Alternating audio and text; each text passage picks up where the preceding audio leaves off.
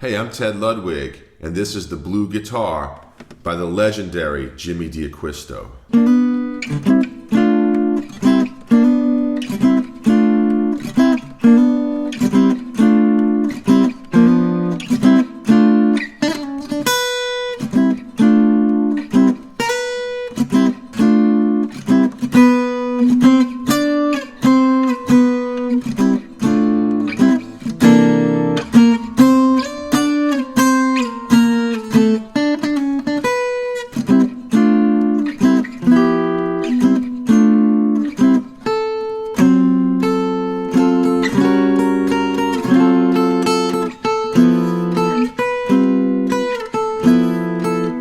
That was a tune by the great Miles Davis called Kinda Blue, and I just thought it would be, fitting to play that because this is the blue guitar that started it all.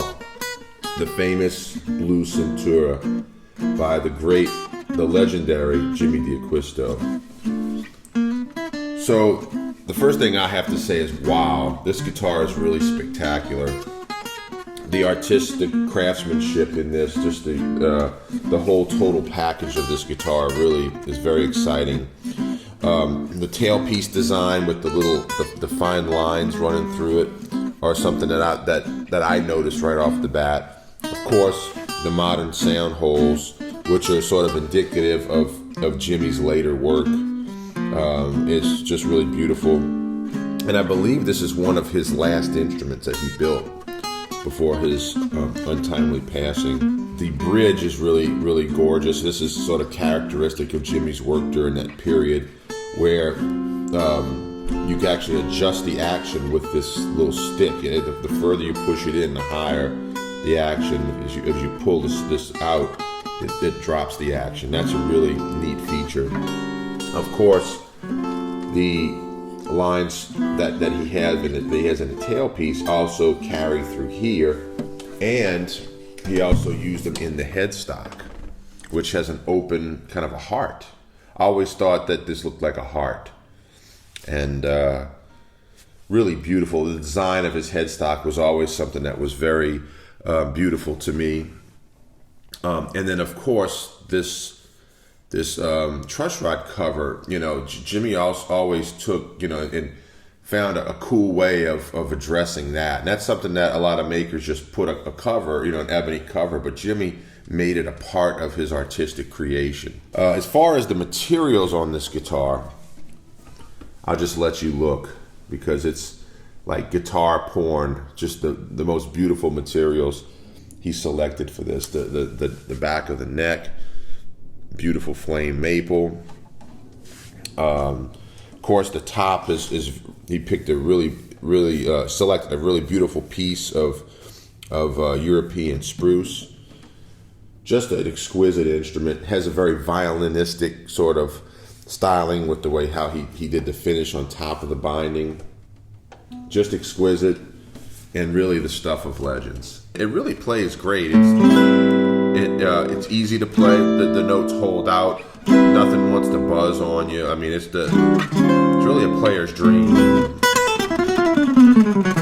It's a really fast guitar.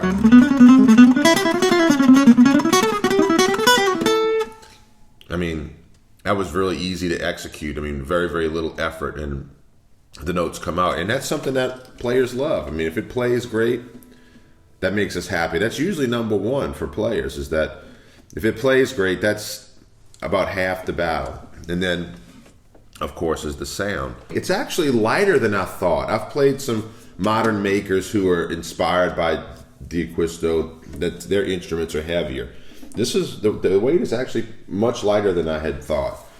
Even though that the top is not super thin, but the instrument has a nice light weight. He selected materials that sort of contributed to that. Let's talk about the sound a little bit.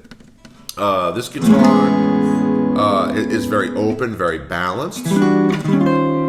It's got a nice mid-range voice, but it also has the sound of a modern instrument with the clarity. So it kind of has the best of both worlds. And the sound has a lot of snap. There's no sort of lull in how the notes pop out. It's very, very direct. focus.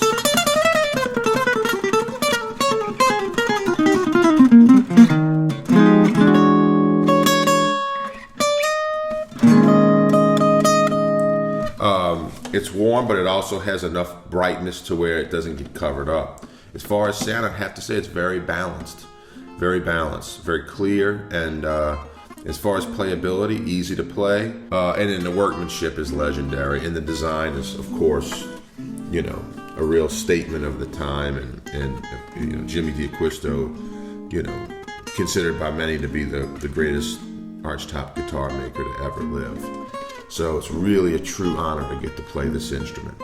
I'm Ted Ludwig, and this is Jazz Guitar Today with the Blue Guitar Collection.